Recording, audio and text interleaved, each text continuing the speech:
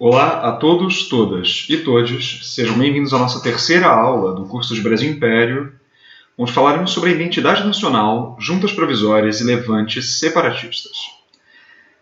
Bom, eu sou o Carlos, certo? Eu sou o professor Carlos, e agora vamos ver o que temos a dizer sobre cada um desses assuntos. A começar por... Certo. O nosso contexto aqui é o da independência do Brasil em 22, certo? Que foi feita com o apoio da aristocracia rural, sem romper com a tradição colonial. Isso é importante para que a gente entenda que esse processo de independência nunca foi um processo de ruptura de fato, mas sim um processo de troca de centro de decisão, certo? Seria uma troca para que os centros das decisões, sejam elas políticas, administrativas, econômicas, fossem da metrópole para as elites da colônia. Aliás, não mais colônia, uma vez independente. Bom, uma das coisas que vão continuar nessa manutenção da tradição colonial é justamente a questão do sistema escravista e dos interesses da elite. E também vai ocorrer o apoio da Inglaterra para o movimento emancipacionista. E agora vamos entender, esses conceitos eram todos coisas que já tínhamos colocado na conclusão da aula anterior. Certo? Vamos dar uma pausa nos acontecimentos históricos em questão para poder tratar dos conceitos dessa aula de uma maneira um pouco mais de definição, digamos assim, e também de desconstrução de algumas coisas. Vamos lá. A começar por identidade nacional, certo? Com a independência do Brasil, começou a surgir um tímido, pelo menos dizem isso, aquela coisa, a historiografia determina que, começa a surgir um tímido sentimento de nacionalidade, a partir da unificação do território. E é bom ressaltar que esse sentimento de pátria e de pertencimento, como a gente conhece hoje, ainda não existia nessa época. E após a constituição do Império, o sentimento de nacionalidade ainda era bastante fraco, insípido, vago. Então, isso pode ser comprovado, essa coisa desse falso sentimento de identidade nacional, que na realidade é muito mais uma construção feita pela historiografia posterior a esse período, sobretudo durante o Segundo Reinado e na sua transição para a República. Transição a partir de um golpe, mais uma transição. Vamos usar esse termo aqui, esse eufemismo. A gente pode comprovar isso a partir das revoltas que acontecem, principalmente no período regencial, que é entre 1831 e 1840. A exemplo da Sabinada, a Cabanagem, a Farroupilha. E nessas insurreições prevalecem sentimentos locais. Ou seja, não há um sentimento de, por exemplo, de uma separação baseada numa questão de nacionalidade, mas sim numa questão do seu pertencimento à província em questão, à província, aos interesses, sejam das elites, sejam do povo, a depender do movimento social em questão, em torno da localidade em questão, não necessariamente pensando num recorte nacional. Os revoltosos eles não tinham suas reivindicações voltadas para o âmbito nacional, logo, mas sim para as próprias províncias, ou seja, para os interesses locais, o que a gente pode determinar como nativismo, a primeira palavra no nosso primeiro item. E vamos falar mais um pouquinho sobre isso um pouco mais tarde. E além disso, algumas delas tinham um caráter separatista, como a Farroupilha, no Rio Grande do Sul, que reivindicava a separação do Império e a criação de uma república no sul do Brasil. A situação começa a mudar com o surgimento de um sentimento de patriotismo e civismo, a partir dos conflitos externos contra inimigos estrangeiros. Acho que o grande marco desse processo seria com a Guerra do Paraguai, ocorrida entre 1864 e 1870, porque com a vitória brasileira começam a surgir símbolos que vão começar a marcar um sentimento de nacionalidade, como, por exemplo, a bandeira e o hino nacional. Mas vamos lá. Nacionalidade, certo? No âmbito do direito, é um vínculo jurídico de direito público interno entre uma pessoa e um Estado. E culturalmente, né, segundo as definições que a gente conhece num âmbito um pouco mais vulgar, são conjuntos de características que distinguem uma nação, certo? Patriotismo, né, é um sentimento de, como poderia dizer, de orgulho, de amor, de devolução e devoção à pátria, né, aos seus símbolos e ao seu povo. Né, seria a razão, né, do amor daqueles que querem servir a seu país e que querem ser solidários com seus compatriotas. Né. E, por sua vez, o civismo, né, são práticas assumidas como deveres fundamentais para uma vida coletiva. Né. Justamente porque eles visam preservar a harmonia e melhorar o bem-estar de todos. Toda aquela coisa do bem comum, né, de tudo feito para a preservação ou a instituição do bem comum.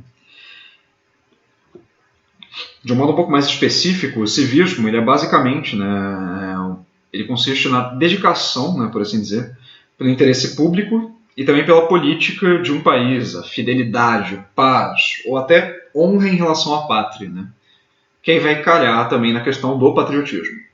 Né. O patriotismo, por sua vez, né, ele também se manifesta, né, numa dimensão ética, né, que também é essa questão de uma ação que é guiada por princípios, né, valores. Ela também ocorre numa dimensão normativa, né, que é o respeito por um conjunto de regras de convivência que estão, definidas em lei, que estão na lei, e também até mesmo em tradições, por modo de dizer, né. A gente sabe que no âmbito de, por exemplo, a criação de certas leis de convivência ou até mesmo no âmbito criminal e etc., existe a questão da lei criada para influenciar o costume e do costume, né, influenciando a criação da lei. Né. É isso que a gente vai falar sobre aquela questão do direito, de uma lei ou de um decreto, baseado em, como eu poderia falar, em algo consuetudinário, né? Uma coisa focada, né, nos costumes que depois vai passar para a lei. O costume que se torna lei, não o contrário. E tudo isso, claro, né, fruto de consensos coletivos, né, mas que buscam, basicamente, né, integrar os indivíduos numa organização social e evitar que haja, né, um conflito justamente entre o pessoal, né, o individual e o social. E também, né, por uma questão também identitária, claro. Né, porque, por exemplo, né, as sociedades elas são, nesse conceito de identidade, né, as sociedades, o ambiente em que você está inserido, eles são anteriores a você mesmo, ao indivíduo. Né. Então, por exemplo, né, a gente pode falar justamente sobre a relação de memória e história. Né. Porque, por exemplo, a memória, os valores, as heranças, né, que precisam ser preservados, né, dentro dessa noção de identidade, seja ela individual ou social, e eles se retroalimentam nesse caso, eles precisam ser, certo, preservados justamente porque sem eles você acaba perdendo aquilo que diferencia a pessoa ou o grupo em relação ao ambiente externo a esses dois, né, esses dois âmbitos. E o civismo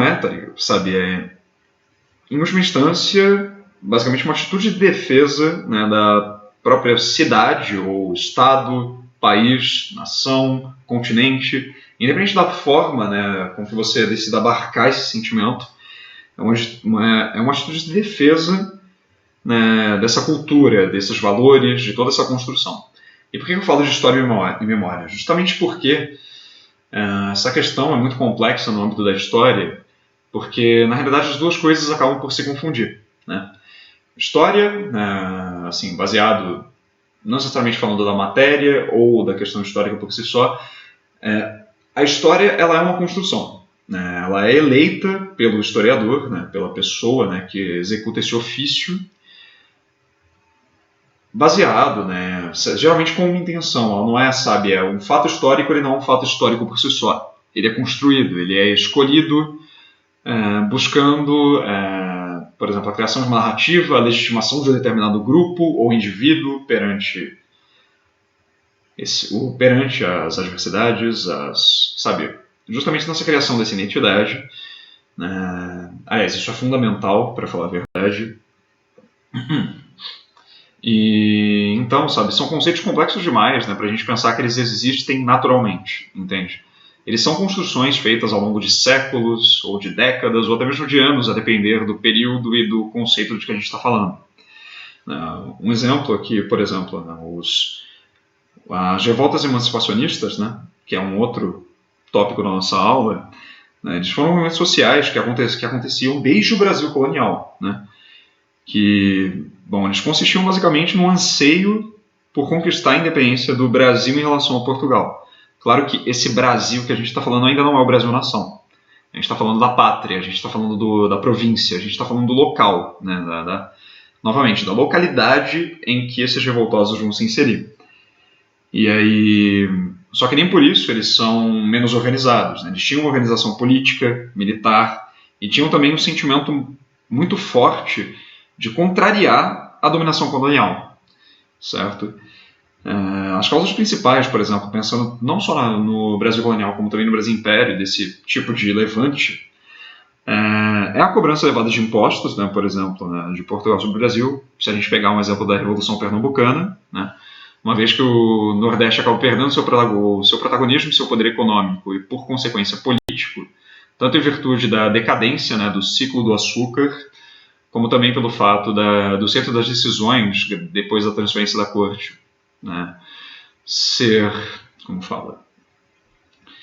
estar mais centrado, né, no Sudeste, no Centro-Sul, nessas regiões, né, que começam a se desenvolver em termos de organização, em termos também de produção. Afinal, no final desse período, já falando de Segundo Reinado e República, a gente começa a falar da questão do café, das questões também de mercado interno, né, que já se desenvolvia muito antes e que ali possibilitaram o enriquecimento dessas províncias. Por exemplo, na questão das capitanias hereditárias, a gente vê que São Vicente e Pernambuco. Né? Pernambuco em virtude, né, dessa questão da monocultura, de exportação, e no caso de São Vicente, pela questão do mercado interno, que, querendo ou não, move também a economia, por mais que não seja o foco inicial do projeto colonial, né, de Portugal. Né? Afinal, a ideia é aquela coisa que a gente fala sobre colônia de exploração. No fim, todas as colônias são de exploração, e a ideia era explorar os recursos naturais, sejam eles da terra, sejam eles minerais, que a princípio não haviam sido encontrados, só passam a ser encontrados e entrar em voga, né, como uma parte fundamental da economia no século XVII, com a descoberta de ouro nas minas.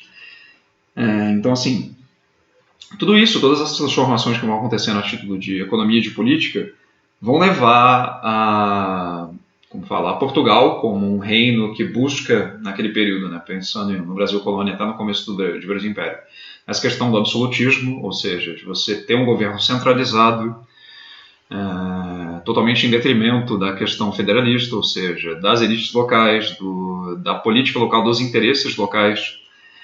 Então, por exemplo, a questão de cobrança elevada de impostos, né, de Portugal sobre o Brasil é alvo de muita revolta, né, e também é um dos principais motivos para esses levantes separatistas ou emancipacionistas. Outra coisa também é a questão do pacto colonial. Né? O Brasil, né, a princípio, só poderia manter relações comerciais com Portugal, e isso também fazia com que, né, essa questão do exclusivo colonial impedia que nós desenvolvêssemos indústrias, já que a ideia era agricultura de exportação.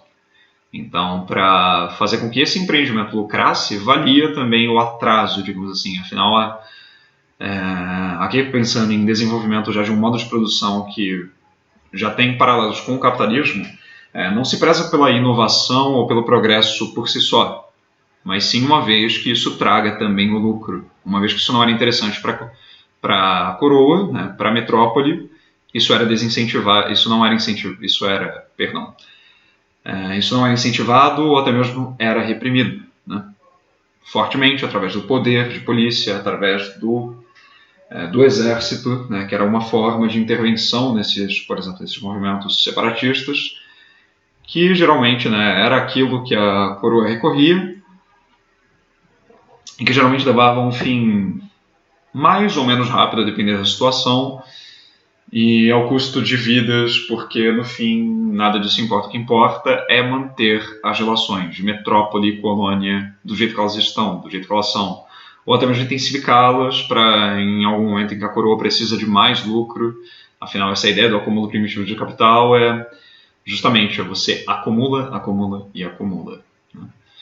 Ainda é desse modo simplista, digamos assim, né? A gente ainda pode definir isso dessa forma simples. Claro que depois isso vai se complexificar de formas absurdas, né? É só pensar em como hoje o nosso país é delineado. Somos um país agroexportador, mas também temos uma indústria, geralmente uma indústria de base, né? Uma indústria de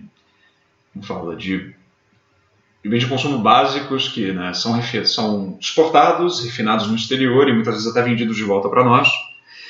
Mas enfim, a questão também, outra questão que também inspira essas revoltas, né, e esse sentimento de federalismo, né, que a gente vai falar, que é justamente essa questão de você lutar pela independência da sua província, você lutar contra o jugo da coroa, mas referente àquela província em específico, é também a questão dos privilégios que os portugueses tinham na colônia em relação aos nativos, né?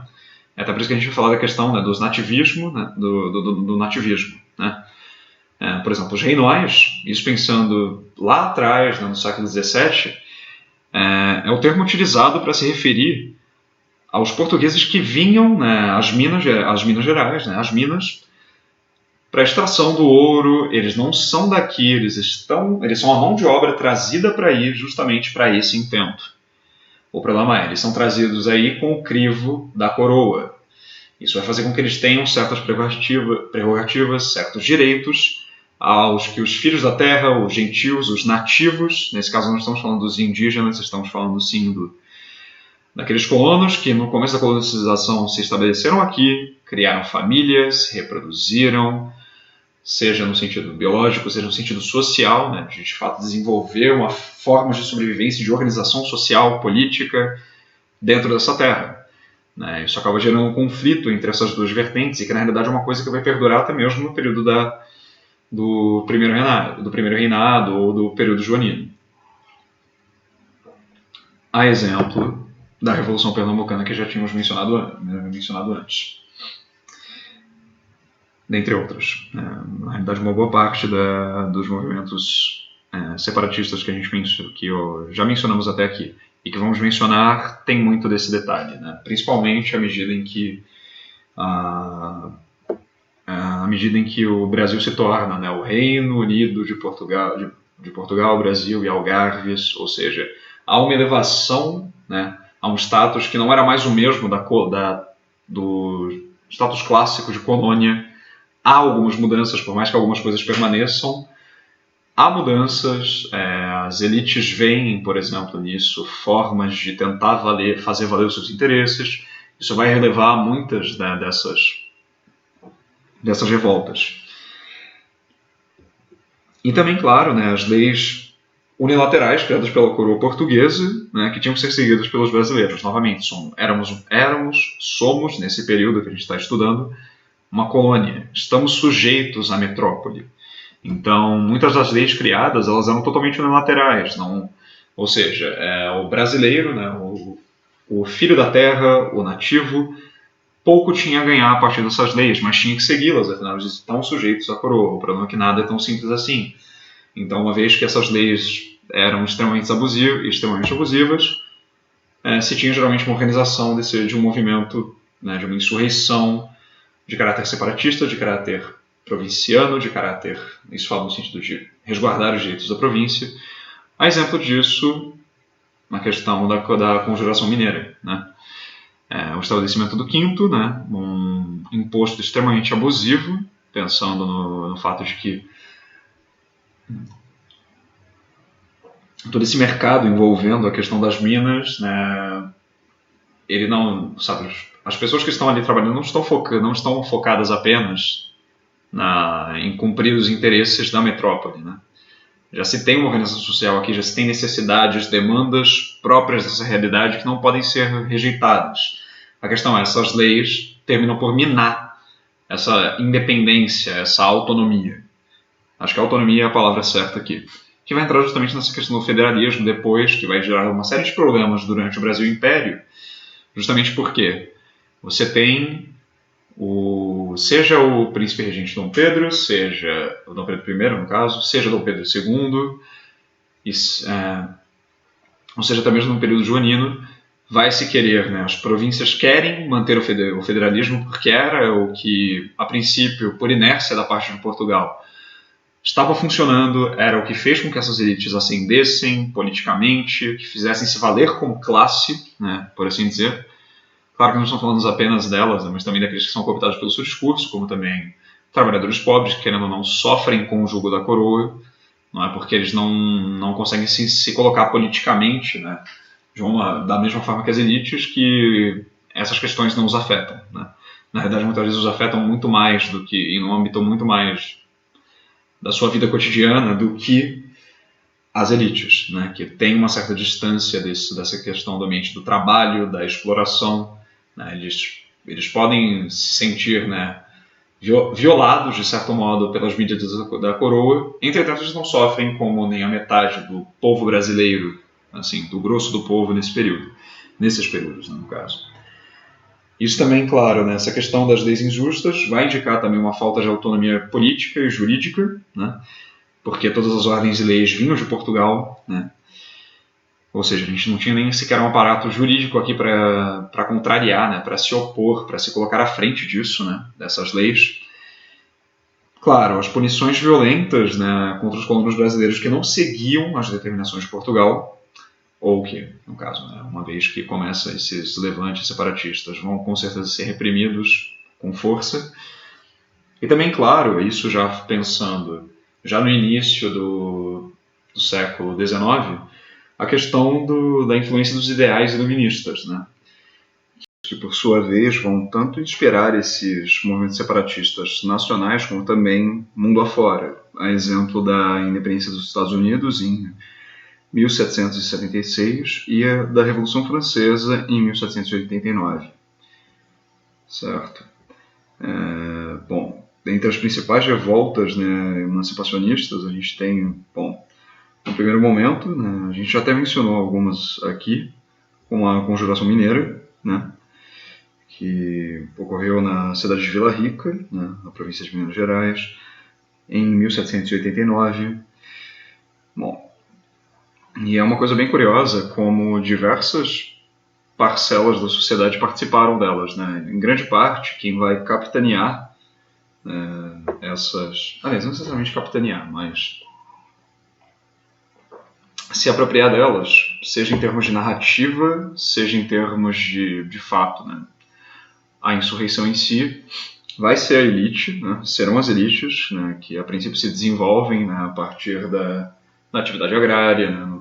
Nos ciclos a partir do ciclo da cana-de-açúcar, depois com o ouro, né? No caso de Minas, e como fala? E, na verdade, né, um exemplo de como, por exemplo, esses empreendimentos, dependendo, claro, do local, vão influenciar, como fala, a criação, a questão da formação social do Brasil, né, é como, em algumas delas, diversas parcelas da sociedade acabam participando. Como, por exemplo, pegando a Conjuração Mineira, que a gente já estava falando, né, eles tiveram como líderes, né, intelectuais, poetas, militares, padres e até um alferes como Tiradentes. E é também curioso, né, porque, por exemplo, isso já mostra um pouco quão desigual, né, essa relação é. Uma vez que, no caso, né, Tiradentes é o que é o nosso queridíssimo, né, o maior laranja da nossa história, né? Ele é quem é pego para servir de exemplo, né? É morto, é esquartejado, seus gestos são exibidos em praça pública. E de todos ali, ele era o menos de origem nobre ou, sabe, ele era mais um profissional liberal, na melhor das hipóteses. Ele desenvolvia diversas ocupações, inclusive a que rende esse apelido, né, a de dentista.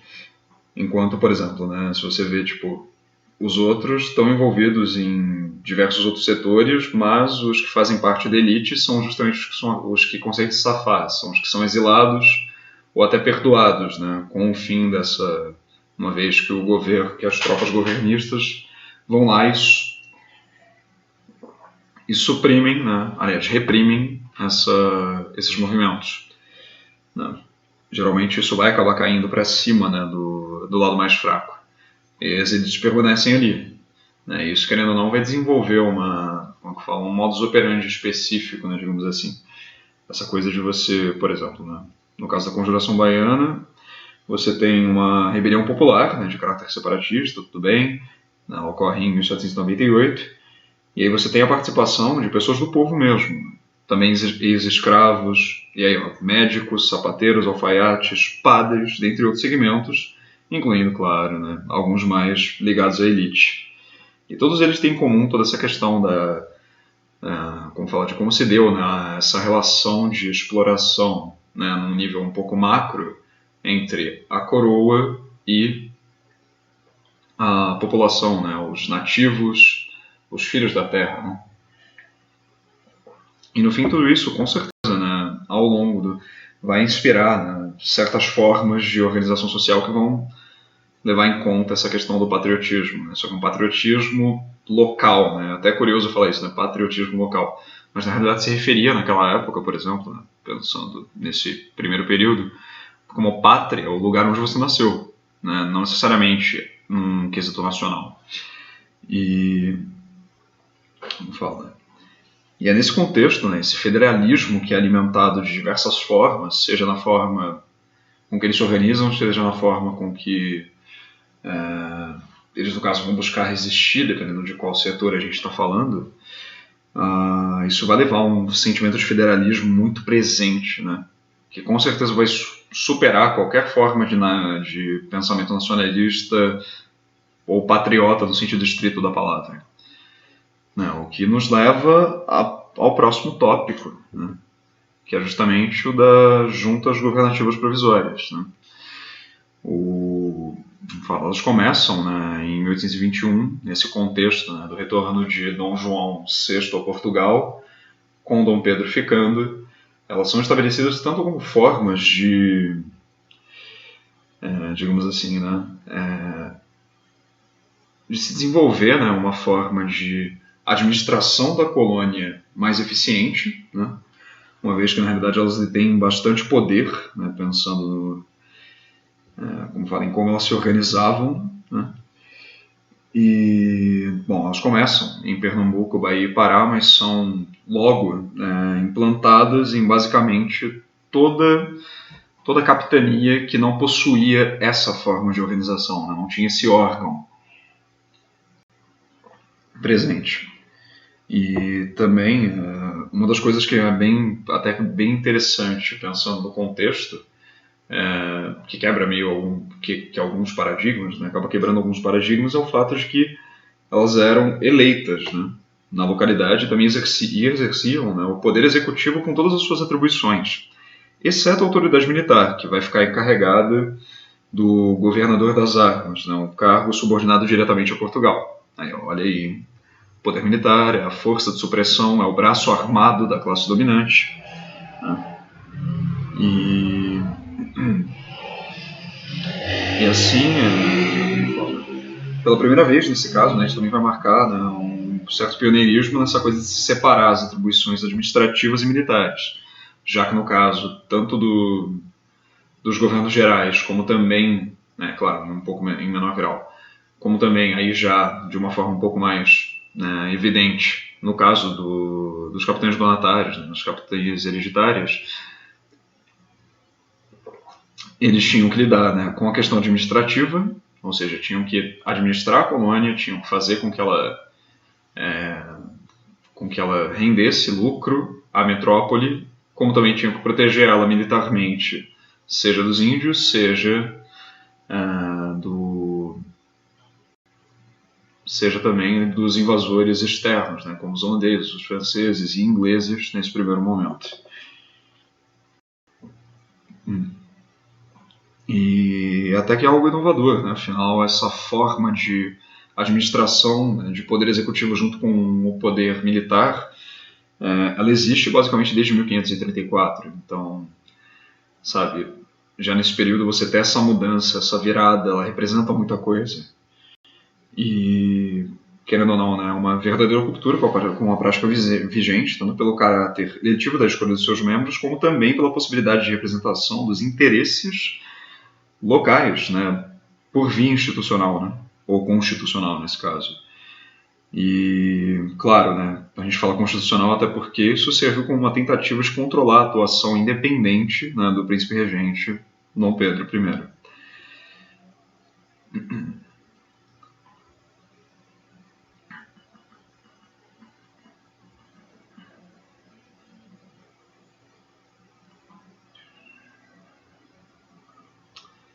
Só que isso também não duraria por muito tempo, né? Então, o Dom Pedro logo perceberia, né, esse papel, né, instituído a essas novas formas de governo, né?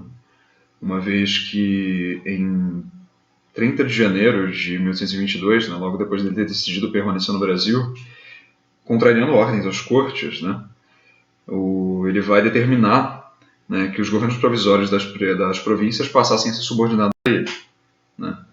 E uma outra resposta à pressão das cortes também foi a criação do Conselho de Procuradores nas Províncias, né, por um decreto feito em 16 de fevereiro, que vai ter como objetivo, né, sabe, esse conselho aconselhar o príncipe, né, em todos os negócios importantes, examinar os grandes projetos da reforma, né, que se deviam fazer na administração geral e particular do Estado, e também propor medidas e planos, né, mais urgentes e vantajosos no que tange, né, a prosperidade do Brasil. E, claro, né, advogar e zelar pelas utilidades das províncias, né. E também ao longo desse mesmo período, né, em 22, a tensão entre colônia e metrópole, principalmente, né, no que tange ao fato de que Dom João vai até lá, né, só que ele não vai assinar, né, ele não vai concordar, né, assim, com essa forma de monarquia constitucional que as cortes de Lisboa estão propondo, enquanto aqui no Brasil Dom Pedro permanece, né, contrariando também as exigências dos revolucionários liberais do Porto, e a situação ela vai se agravando ao ponto de, por volta de 4 de maio, né, nessa data ainda desse mesmo ano, ele ordenar, né, o príncipe regente, que as cortes não decretem nada sem o seu aval.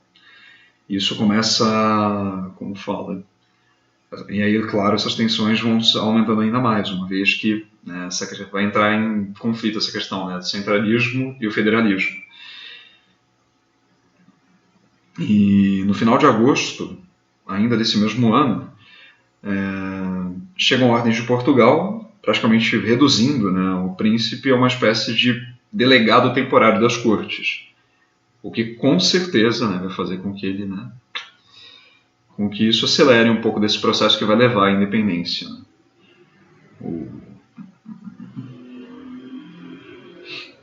Tanto que isso vai acabar anulando a convocação do Conselho de Procuradores, e todas essas tensões vão levar posteriormente à questão da independência, né, em 7 de setembro. E ainda assim isso não vai se resolver, né? Tanto na Assembleia Constituinte a gente vai ter uma certa cisão entre monarquistas, né, que estão do lado da metrópole, e um pessoal um pouco mais liberal que está não necessariamente clamando por uma república ou por talvez uma monarquia constitucional, mas queriam pelo menos, né, assim, no mínimo, manter o federalismo, né, no caso, né, impedir qualquer escalada autoritária da parte de Dom Pedro, que vai se confirmar, né, ao longo do próprio processo da Assembleia Constituinte e nos anos seguintes, né, o que com certeza vai alimentar mais ainda esse sentimento anti-lusitano, que depois vai gerar mais tensões dentro do nosso território, mesmo após a nossa independência, e durante outros períodos, né, dentro até mesmo do segundo reinado, teremos ainda esses conflitos e esse processo de construção, ainda que deficiente, de uma identidade ou regional ou nacional, centrada, né, a princípio, nessa coisa do inimigo comum, né, digamos assim, que vai ser tido como ou a figura da coroa ou a figura ou a figura dos próprios portugueses presentes, né, nesse momento, como migrantes ou imigrantes ou comerciantes, né, dentro do território no Brasil. E por fim, né, já podemos dizer que essa seria, né, no caso, a conclusão da aula, né, uma vez que temos, né, já tratados todos os temas em questão e também, né, os encaminhamentos para as aulas seguintes. Tudo isso aqui foi feito justamente para que a gente tivesse um certo contexto para a nossa próxima aula, que seria que vai tratar tanto do processo da Constituição, né, das Assembleias Constituintes de uma maneira um pouco mais detalhada, como também a própria questão da queda do primeiro reinado, né, da primeira etapa desse Brasil Império. E, por fim, vamos às questões, né, ou à questão neste caso. O enunciado ele já é composto, né, de dois trechos, né, um de uma fala do Frei Caneca, que vai ser uma das figuras mais importantes já nesse período que a gente vai tratar nessa próxima aula, né, da questão das Assembleias Constituintes, né, e da queda do governo de Dom Pedro I. E também, o que vem antes, né, dessa fala dele, um trecho dessa mesma Constituição de 1824. O artigo 98 vai dizer que o poder moderador é a chave de toda a organização política e é delegado privativamente ao imperador, para que incessantemente vele sobre a manutenção da independência, equilíbrio, harmonia dos demais poderes políticos, dissolvendo a Câmara dos Deputados nos casos em que o exigir a salvação do Estado. E sobre isso, o Frei Caneca vai dizer, né, o poder moderador é uma invenção maquiavélica, a chave mestra da opressão da nação brasileira e o garrote mais forte da liberdade dos povos. Por ele, o imperador pode dissolver a Câmara dos Deputados, que é o representante do povo, ficando sempre no gozo de seus direitos do Senado, que é o representante dos apaniguados do imperador. E nisso, né, o nosso enunciado vai ser, né, dentre os muitos pontos controversos da Constituição de 1824, o poder moderador foi motivo de revolta, pois, alternativa A, garantia a efetiva distribuição das responsabilidades entre os poderes executivo, legislativo e judiciário. Bom, tanto o enunciado como toda essa questão de como se delineia, né, de como é delineada a forma de governo, né, de Dom Pedro I, já vai eliminar essa alternativa logo de cara, uma vez que não há essa efetiva distribuição, uma vez que o poder executivo executado, né, que está a cargo do imperador, vai ser, né, reforçado pelo poder moderador, que vai, na realidade, trazer um desequilíbrio enorme entre esses três poderes, né, ameaçando a questão do federalismo, os interesses locais e, claro, as elites ficarão, né, um tanto quanto divididas acerca, né, dessas novas medidas. Alternativa B. Previa a abolição do tráfico negreiro, medida muito exigida pela Inglaterra e ignorada por Dom João VI, que também denotava a habilidade de Dom Pedro I como estadista. A primeira pegadinha dessa questão, né, acho que é bom focar nela, né, a grande pegadinha, é o fato, né, de comparar, né, as formas, né, de governo, né, como eram como estadistas Dom João VI e Dom Pedro I. De fato, eles eram diferentes, e só nessa questão de você pensar a diferença vai te fazer pensar que essa alternativa faz algum sentido, né, justamente em fazer essa comparação. Entretanto, né, apesar dessa diferença ser de fato factual, né, na verdade, algumas coisas aqui não batem, né, digamos assim. Para começar, né, essa questão da abolição do tráfico negreiro. é algo que está fora de cogitação,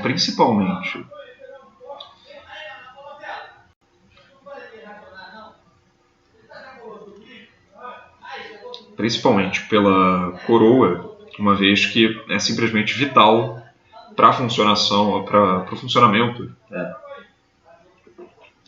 e para a manutenção da ordem vigente. Tanto no processo de independência, como também em outros processos, né, que vão acontecendo ao longo da nossa história, né, desse Brasil colonial e depois do Brasil império, não prevêem a abolição do tráfico negreiro, tampouco do próprio regime escravista, uma vez que as nossas elites, que engendram muitos desses movimentos, né, incluindo o próprio processo de independência e depois o golpe republicano, tudo bem que com o golpe republicano isso já vai ter ocorrido, né, essa questão da abolição, e na realidade será um dos motivos pelos quais, né, haverá esse golpe, não prevêem a abolição da escravidão, tampouco a mudança disso, né, esse tipo de mudança do status quo. Na realidade, a questão da independência tinha muito mais a ver sobre impedir a recolonização do país, ou seja, né, minar de vez essa questão da influência portuguesa dentro da colônia, né, essa sujeição às cortes, à coroa, à metrópole, né. Então, essa alternativa já não faz sentido por ali. Ela foi uma medida, né, que foi exigida pela Inglaterra de fato também, né, essa parte aqui, essa é uma das partes factuais, né, que vão ser apresentadas nessa questão, que também vão servir para confundir a cabeça de vocês. Ela era exigida pela Inglaterra e depois, né, vai se tornar um pouco mais imposta de maneiras um pouquinho mais autoritárias, né, pela Inglaterra perante o Brasil. E Dom João vai fazer de tudo, né, todo tipo de malabarismo para evitar discutir essa questão ou fazer algo a respeito dela, né, a questão da abolição do tráfico negreiro. Então, a partir de algumas coisinhas que de fato fazem sentido dentro da lógica, essa questão vai tentar colocar, né, que, por exemplo, né, aí já vem a última, que é um tanto quanto absurda, que é falar, né, sobre a questão da habilidade de Dom Pedro I como estadista, né, que é o que a gente já vê, né, já começa a apresentar falhas logo no começo do seu período, né, como príncipe regente. Então, elimina B. C. Era neutro e fraco, pois era incapaz de controlar os deputados representantes da nação, sobretudo em momentos de crise. Já começa por aí, neutro e fraco. Né? Não há neutralidade, né, nessa ideia do poder moderador. Afinal, ele vai dar mais prerrogativas ao monarca e também vai minar, né, de certo modo, a autonomia política das províncias. Então já começa errado por aí.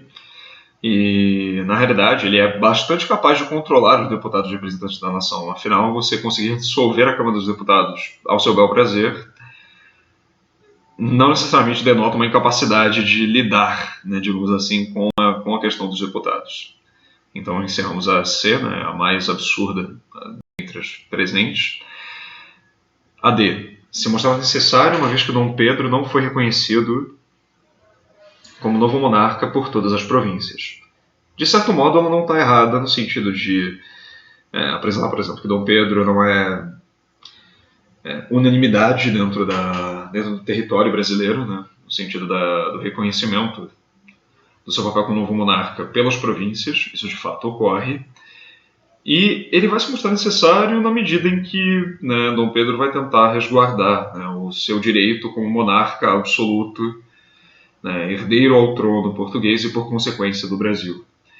Só que o fato da questão colocar isso como algo necessário é um tanto quanto, né, complicado, afinal ela vai estar colocando isso aí totalmente dentro da perspectiva, né, de Dom Pedro, e a questão da sua necessidade também implicaria num apoio, né, da Câmara dos Deputados, de todo o aparato, né, de todas as pessoas, de todos aqueles presentes na Assembleia Constituinte acerca dessa questão do poder moderador. O que, né, convenhamos, né, já uma vez, no momento da Constituição de 1824, ele dissolve a Câmara dos Deputados, ele elimina toda a parte minimamente democrática, né, dadas dentro dessas circunstâncias do processo. Então é aquela coisa, necessário para quem, cara pálido? Pois é, alternativa D, elimina. E por último, né, já que todas as outras foram eliminadas, a que faz mais sentido, a correta, é a E. Né, porque ela vai dizer que ele era arbitrário, o que de fato era, uma vez que dava ao imperador a prerrogativa de dissolver o poder representativo da sociedade, a Câmara dos Deputados. É algo que, na realidade, né, ele vai pegar informações que já estão presentes na própria questão, né, ou seja, né, essas duas afirmações, né, as duas citações que se opõem, no caso, ele pega um ponto comum entre as duas, né, vai falar da questão das prerrogativas do imperador e também vai falar dessa questão arbitrária e autoritária presente ali. Então, a mais correta, a alternativa correta, é a E. E com isso encerramos a nossa aula. Espero que ela tenha sido de bastante proveito para vocês. Acredito que vai ser muito útil tudo que passamos aqui na próxima aula e nas próximas aulas, e até mesmo para um entendimento um pouco melhor do que aconteceu também em aulas anteriores, ao falar de levantes separatistas ou emancipacionistas. E é isso, encerramos a aula. Até a próxima.